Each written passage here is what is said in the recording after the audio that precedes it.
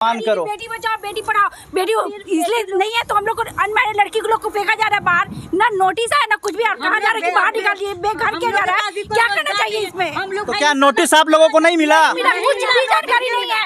हम अपने फादर को लेकर ऑपरेशन कराने गए थे, ऑपरेशन कराने, और वहाँ पता चला कि घर खाली करने का ऑर्डर मिल गया है। 2 दिन के अंदर घर खाली किया जा सकता है, आप बताइए। अच्छा, अधिकारियों के द्वारा ऐसा कहा जा रहा है कि मेरे द्वारा लाउड स्पीकर से लोगों को सूचना दी गई थी। नहीं, बिल्कुल सूचना नहीं दी थी, बिल्कुल गलत बात है।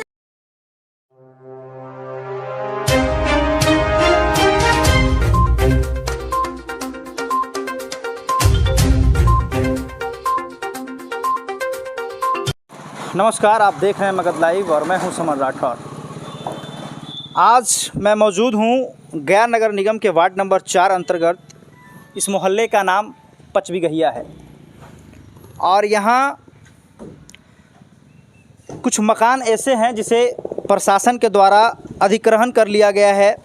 हालांकि मुआवजे की राशि दी गई है, लेकिन मुआवजे की राशि से भी यहाँ के लोग संतुष्ट नहीं हैं। इससे बचने के लिए लोग अदालत का भी दरवाज़ा खटखटाए हैं और अदालत में मामला चल रहा है। मगध लाइव को एक ऐसा लेटर मिला है जिसमें ऐसा पता चला है कि कुछ लोगों को जो मुआवजे की राशि है वो मार्च में मिली थी और कुछ लोगों के मुआवजे की राशि शायद 22 मई या 23 मई को मिला है। तो अब सवाल ये है कि एक सप्ताह के अंदर कोई मकान दूसरे जगह कैसे शिफ्ट कर सकता है, कोई अपना मकान खाली करके दूसरी जगह कैसे शिफ्ट हो सकता है। इस तरह की तानाशाह रवैया अपनाया जा रहा है प्रशासन के द्वारा और यहाँ के कुछ लोगों से मैं बातचीत करूँगा और आखिर उनका दर्द क्या है ये जानने का प्रयास करूँगा। तो चलिए आपको हम उस घर में लेके जाते हैं जिन्हें इन कठिनाइयों का सामना करना पड़ रहा है। चलिए देखिए, आप यहाँ पे एक छोटा सा सुंदर मकान बनाया गया है जिसे प्रशासन के द्वारा जो है वो तोड़ा जाएगा। यहाँ के जो घर के मालिक हैं मैं उनसे बात करने का प्रयास करूँगा कि आखिर उनकी क्या स्थिति है और इतना जल्दी मकान कैसे कहीं शिफ्ट कर रहे हैं। क्या नाम है सर आपका? रवि। ये आपका मकान है? जी। अच्छा, ये कब नोटिस आया आप लोगों को खाली करने का? नोटिस नहीं आया है। तो बिना नोटिस के कैसे खाली हो रहा है मकान? परसों आके मुझवानी बोला कि 2 तारीख से आप लोग हटाइए, खाली कीजिए। मतलब अचानक कोई आया और बोला कि मकान खाली करिए। हाँ। और आप लोग खाली करने पे मजबूर हो गए? मजबूर हो गए। वहाँ के एप्लीकेशन दिए, कोई सुनवाई नहीं हुआ डीएफसी में और डीएम के पास। खाली बोले ध्यान दें, लेकिन अभी तक कोई आया नहीं। हम लोग कल से वही परेशान हैं। जब नहीं आया तो हम लोग क्या मतलब क्या स्थिति हो रही होगी, मतलब किस दर्द से आप लोग गुजर रहे हैं कि बना बनाया घर अचानक उजाड़ने का? घर में आइए, घर के सिचुएशन देखिए तब पता चलेगा। ये देखिए, एक व्यक्ति हैं जो अपना दर्द बता रहे हैं कि घर की क्या स्थिति है। यहाँ पे कि फादर हॉस्पिटल में भर्ती है। अब इनको जबरदस्ती बुलाया गया कि आप आइए नहीं तो तोड़ दिया जाएगा। अब उनकी ऑपरेशन चला है। यहाँ पे आप देख सकते हैं कि एक लाचार व्यक्ति हैं जिन्हें बेवजह परेशान किया जा रहा है। कुछ दिन ये हॉस्पिटल में भी रहे और यहाँ पे बीमार अभी पड़े हुए हैं। और इस घर को, जहाँ एक वृद्ध व्यक्ति हैं जो बीमार हैं, जो लाचार हैं, और इस घर को खाली कराया जा रहा है। आखिर सोचिए कि क्या स्थिति हो रही होगी। एक वृद्ध व्यक्ति जो बीमार हैं, इनको लेकर इतना जल्दी कहाँ शिफ्ट होंगे? इतना सुंदर मकान, इतना सारा यहाँ पे चीज़ सजाया गया है, इतना जल्दी अचानक खाली करके कैसे कोई जा सकता है? बात कर सकते हैं क्या? क्या नाम हो चाचा आपका? केएन प्रसाद नाम होगा। तबीयत ज़्यादा ख़राब है क्या आपका? वो हाँ, ऑपरेशन हुआ है। अच्छा, अचानक आपको मकान खाली करने का आदेश दे दिया गया है? हाँ, मतलब ये ऐसा पता चला कि मकान इनको खाली करना है। ये तो तानाशाही रवैया है, इतना जल्दी मतलब आपको? बिल्कुल बीजेपी का तानाशाही रवैया है। संतुष्ट नहीं हैं आप? नहीं, संतुष्ट क्या बात है, ये तो स्पेशल प्रोजेक्ट है, लेकिन इस पर टाइम देना चाहिए था। पैसा भी नहीं दिया। ये नहीं, स्पेशल प्रोजेक्ट का भी एक प्रक्रिया होता है। जैसे आपको बता दें कि अगर कोई सरकार चाहे कोई भी, अगर प्रशासन किसी ज़मीन को या मकान को खाली करने के लिए कहती है तो अल्टीमेटम समय दिया जाता है। 6 महीना 8 महीना अल्टीमेटम समय दिया जाता है कि उसके बाद आप मकान जो है वो आप खाली करें। इस संबंध में हमने बात भी किया था प्रधानमंत्री से, रेल मंत्री से, और आपका ये डीएफसीसी का जो जनरल मैनेजर है उससे भी बात करना चाहा। लेकिन डीएफसीसी का तो प्रधानमंत्री ने उस कागज़ को भेज दिया डीएफसीसी का, क्योंकि हम कहा कि जब हमारी आप मकान ले रहे हैं तो इस उम्र में मैंने मकान ले रहे हैं। हम रेल से रिटायर्ड आदमी हैं। आप रेलवे कर्मचारी रह चुके हैं? जी, रेलवे कर्मचारी गया में मैं पदस्थापित था। जी जी। और अभी मेरी उम्र 70 वर्ष है। जी जी। 2011 दिसंबर में रिटायर किए और ये मकान उसी समय बनाया। 12 में एंट्री किए, 13 से ही लोगों ने रवैया शुरू कर दिया और इतना परेशान किया तो भैया मेरा इस उम्र में नौकरी नहीं दोगे मेरा, लेकिन घर लेने का आपका अधिकार क्या है? आपने कहा परियोजना ठीक है, हम आपके लिए से अति कुर्बान है देश के विकास के लिए, तो हम आपसे भी तो उम्मीद करेंगे। बिल्कुल, बिल्कुल। क्योंकि जब भी कोई इंफ्रास्ट्रक्चर डेवलपमेंट होता है तो जॉब क्रिएशन होता है। इसकी बात आपने पहले कही है, लेकिन आज कहते हैं कि हम नौकरी देने में असमर्थ हैं। ये क्या है, व्हाट इज दिस? अच्छा, ये आपको जो मुआवजे की राशि जो दी गई है उससे आप संतुष्ट हैं कि नहीं? नहीं, हम इससे संतुष्ट इसलिए नहीं है कि जो राशि पहले तय की गई थी 2016 में, है ना, वो डीएम जो थे रवि कुमार 6 मैन कमेटी बना करके तय किए थे, वो सही था। इसमें यहाँ का डीएलओ जो है, डीएलओ और डीएफसीसीआईएल का अधिकारी और आपका ये कमिश्नर जो है, ये जो है उसने क्या किया कि डीएफसीसीआईएल ने जब वो डीएम जो हमारे रवि कुमार जो तय किए थे प्रतिकर की राशि, उसके बाद ये लोग क्या किया कि फाइल कर दिया आर्बिट्रेशन। और आर्बिट्रेशन एक व्यक्ति से नहीं होता है, आर्बिट्रेशन में कम से कम 3 व्यक्ति होना चाहिए, 2 रहेगा तो पक्षपात नहीं होगा। ये जो है कमिश्नर स्वयं कर दिया सब फैसला डीएलओ के आधार के ऊपर में। और डीएम का जो रवि कुमार का जो 6 मैन कमेटी का रिपोर्ट था, उसको बोला ये गलत करार दे दिया। इसमें कुछ अनियमितताएं भी बरती गई हैं। मतलब अपने हिसाब से सारा कर्ज किया गया, कर दिया गया। और अभी क्या है, अभी जो किया है मुआवजा, उसमें जो है ज़मीन का हमारा किया है 40 लाख में 2.5 कट्ठा, जबकि ज़मीन की कीमत 50 से 60 लाख रुपए कट्ठा है। अब बताइए, हमारा ये स्थिति ये है कि हम तो ज़मीन नहीं ले पा रहे हैं और कोई सुनने को मेरा बात तैयार नहीं। घर से बेघर हो गए। तो चलिए, ये परिवार की स्थिति है। यहाँ पे कुछ महिलाएं भी हैं और यहाँ पे घर की जो स्थिति है एकदम बिगड़ चुकी है। जो कल तक इस घर में रह रहे थे, जो आराम की नींद सो रहे थे, आज उन्हें घर से बेघर कर दिया गया। क्या स्थिति हो रही होगी, इनके दिल पे क्या गुजर रही होगी, ये शब्दों में बयां नहीं किया सकता। मैं और भी घर की हकीकत दिखाने का प्रयास करूंगा कि आखिर और लोगों की क्या स्थिति है। यहाँ पे एक वृद्ध व्यक्ति ने साफ तौर पर अधिकारियों को आरोपी ठहराया कि अपने तरीके से उन्होंने नियम कानून बनाकर और हम लोगों को घर खाली करवाया जा रहा है और पैसा भी जो मुआवजे की राशि दी गई वो उससे संतुष्ट नहीं है। चलिए, यहाँ पे कुछ महिलाएं हैं जो काफ़ी आक्रोश में हैं। वो कह रही है कि हमारे साथ क्या बात है, रोड पर लेके जाएंगे, कहाँ जाएंगे? लड़के कहता कन्या बचाओ, भूअर जन्म। सरकार कर रही है कन्या बचाओ, कन्या पढ़ाओ, कन्या का सम्मान करो। बेटी बचाओ, बेटी पढ़ाओ। बेटी इसलिए नहीं है तो हम लोग को अनमैरिड लड़की को लोग को फेंका जा रहा है बाहर, ना नोटिस है ना कुछ भी। कहाँ जा रहा है कि बाहर निकालिए, बेघर किया जा रहा है। क्या करना चाहिए इसमें? तो क्या नोटिस आप लोगों को नहीं मिला? कुछ भी जानकारी नहीं है। हम अपने फादर को लेकर ऑपरेशन कराने गए थे, ऑपरेशन कराने, और वहाँ पता चला कि घर खाली करने का ऑर्डर मिल गया है। 2 दिन के अंदर घर खाली किया जा सकता है, आप बताइए। अच्छा, अधिकारियों के द्वारा ऐसा कहा जा रहा है कि मेरे द्वारा लाउड स्पीकर से लोगों को सूचना दी गई थी। नहीं, बिल्कुल सूचना नहीं दी, बिल्कुल गलत बात है। अगर यहाँ पे सारे लोग रहते तो सारे लोग शुरू से गलत बताया जा रहा है। वो आके धमकी दे रहे हैं कि आप लोग का घर जाएगा 2 दिन के अंदर। तो मतलब अधिकारियों से लेकर सरकार से आप लोग की नाराजगी दिख रही है। बिल्कुल, जब आपने घर लिया, हम लोग ने कोऑपरेट किया, तो आप लोग को भी समय देना चाहिए था ना। बिल्कुल, अल्टीमेटम समय मिलना चाहिए, क्योंकि समय नहीं दिया। मेरे साथ पेशेंट है, उनका ऑपरेशन हुआ है और 2 तारीख को घर खाली करने के लिए 2 तारीख को हम अपने पेशेंट को लेकर आए हॉस्पिटल से, और घर खाली उनको कहाँ लेके जाना चाहिए? रोड पे लेके जाना चाहिए वो 70 साल के एजेड आदमी को। कभी नहीं। ये देखिए, महिलाओं का दर्द है जो चीख कर रही है कि ये तानाशाह रवैया अपनाया जा रहा है। मेरे घर में एक वृद्ध व्यक्ति हैं, वो पेशेंट है, वो बीमार है, उन्हें लेकर हम कहाँ जाए? एक महिला कह रही हैं कि हमारे घर में 2 जो बेटी हैं, उनको वो शादी करने लायक हैं, उनको लेकर हम कहाँ भटकेंगे? क्या नाम है आपका? इतना परिवार है, बिजनेस भी घर में ही के है, अब इतना लड़कन के भी पढ़ाई है, कभी परीक्षा पड़ेगा 2 महीना बाद, कहाँ पढ़ेंगे लिखेंगे जाएगी? हम लोग तो यही काम करना था, तो हम लोग को 6 महीना पहले बताते। 6 महीना में तो कम से कम कुछ इंतजाम कर लेते। हम लोग तो एकदम रोड पे आ गए। क्या इस हालत में कहाँ जाएंगे? क्या समस्या है? हम लोग का समस्या यही कि मेरा फुल पेमेंट नहीं किया गया है। अच्छा, पेमेंट अभी नहीं किया गया आपका? नहीं करा है, पैसा भी काटा है, वो नहीं दिया है। हम लोग का रोजगार का पैसा नहीं दिया। आपको पैसा कब मिला है? कुछ पैसा जो मिला? हम लोग का पैसा मिला है मार्च में मिला है। हाँ। अच्छा, और बाकी अभी पैसा कुछ बाकी है? पैसा बाकी है। अब वो में हम लोग का समय क्यों नहीं दिया गया?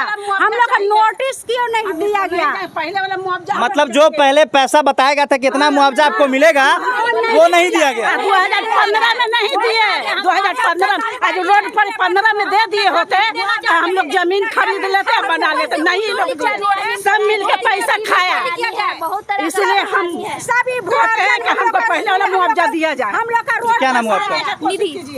ये एक यहाँ पे एक लड़की है, सरकार नारा लगाती है बेटी बचाओ बेटी पढ़ाओ, बेटियों को सम्मान दो। क्या आपको सम्मान मिल रहा है मोदी सरकार में? बिल्कुल भी नहीं। मेरा सीएमए का एग्जाम है, कॉस्ट एंड मैनेजमेंट अकाउंटेंट का फाइनल में है और हमको ऐसे कर दिया गया है। और अब आपको घर खाली करने का आदेश दिया गया, आप पढ़ाई की एग्जाम की तैयारी करेंगे, घर खाली करेंगे? अब क्या कर सकते हैं, घर ही खाली करना पड़ेगा, रोड पे तो नहीं बैठ जाएंगे। नहीं बिल्कुल बिल्कुल बिल्कुल, ये तानाशाह रवैया अपनाया जा रहा है ना? हाँ। सरकार से बिल्कुल खुश पेमेंट नहीं भी है। नहीं मिला, आज 54 डेज हुआ है खाली करने के लिए। बंद है 10 दिन से। अच्छा, आप जो मुआवजे का पैसा था वो पूरा नहीं मिला अभी तक? नहीं, पूरा नहीं मिला है। नहीं मिला। पहले कुछ और बोला गया, बाद में कुछ और बोला गया, और वो भी फुल पेमेंट नहीं मिला है।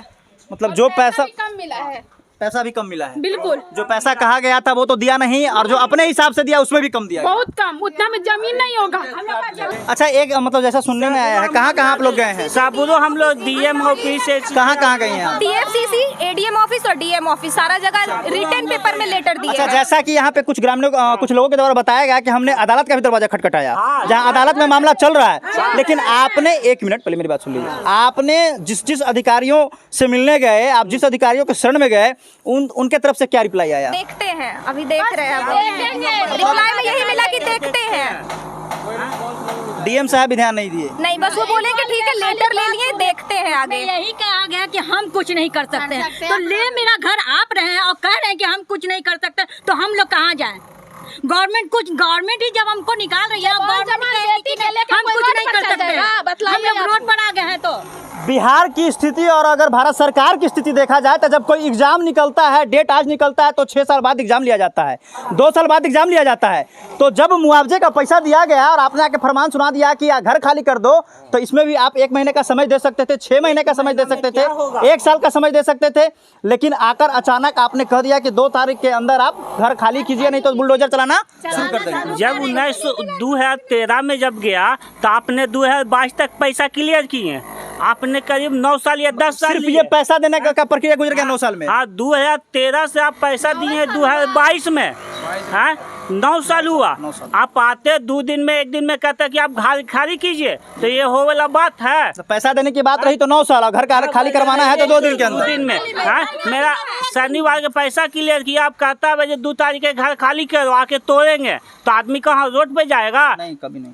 अब पैसा क्या दिया? देखिए मेरा तो हम रोड बना के देंगे, तो हम लोग का घर से बेघर का है सरकार कर रहा है। हम लोग का जमीन दिया जाए और न तो मकान बना के दिया जाए, हम लोग का पैसा वापस कर देंगे। हम वापस कैसे? वो पैसा से हम लोग का घर नहीं बनेगा, ना मकान नहीं बनेगा। आपको मकान के बदले मकान चाहिए? मकान चाहिए। आप लोग यही मकान के बदले मकान चाहिए? हम लोग का जबरदस्ती पैसा दिया गया, जबरदस्ती मजबूर पैसा कर दिया दिया हम लोग का पैसा देने का। 2 तारीख के घर हम आएंगे तोड़ेंगे क्या? 19 लाख में घर और जमीन और घर बन जाएगा। मुआवजे की राशि आपको 19 लाख दी गई? हाँ, 19 लाख कुछ रुपया दिया गया। लेकिन यहाँ का तो जमीन का रेट तो बहुत ज्यादा है। जमीन इन्हें कम से कम 30 और 35 और 40 के बीच में बिक रहा है जमीन, 1 कट्ठा। हाँ 1 कट्ठा 1300 स्क्वायर फीट। अच्छा, ठीक है। अब आप ना वो जमीन के तक यहाँ पैसा नहीं मिला हमको, तो हम क्या वो जमीन 19 लाख में हो जाएगा 1 कट्ठा? कभी नहीं, कभी नहीं, हाँ? कभी नहीं। तो घर कहाँ बनेगा? और किराया पे घर मिलता नहीं है,